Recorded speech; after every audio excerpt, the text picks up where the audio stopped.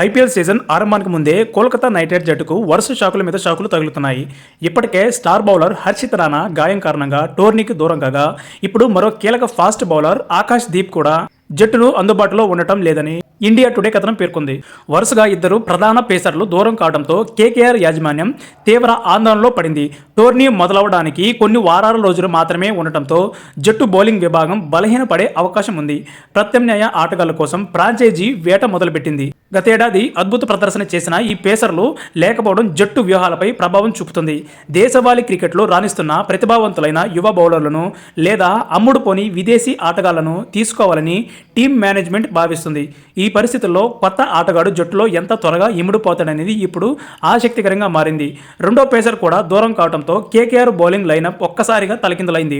Practice సెషన్ల సమయంలో ఈ బౌలర్ గాయపడినట్లు తెలుస్తుంది. ఫిట్నెస్ పరీక్షల్లో విఫలం కావడంతో వైద్య బృందం అతనికి విశ్రాంతి అవసరమని సూచించింది. కేకేఆర్ జట్టుకు గతంలో బౌలింగ్ ప్రధాన బలంగా ఉండేది. ఇప్పుడు ఆ విభాగంలో ఖాళీలు ఏర్పడటం అభిమానులను కలవరపెడుతుంది.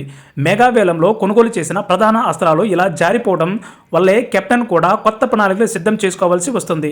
నెట్ బౌలర్ల నుండి ఎవరైనా ప్రధాన జట్టులోకి తీసుకునే అవకాశం ఉందేమో అని కూడా పరిశీలిస్తున్నారు. ప్రస్తుతం అందుబాటులో ఉన్న సమాచారం ప్రకారం బీసీసీఐ నిబంధనల మేరకు కేకేఆర్ ఫ్రాంచైజీ త్వరలోనే అధికారికంగా రీప్లేస్మెంట్ పేరును ప్రకటించనుంది. దేశవాళీ టోర్నీలో వేగంగా బౌలింగ్ చేసే కుర్రాళ్లపై సెలెక్టర్లు కన్నేశారు.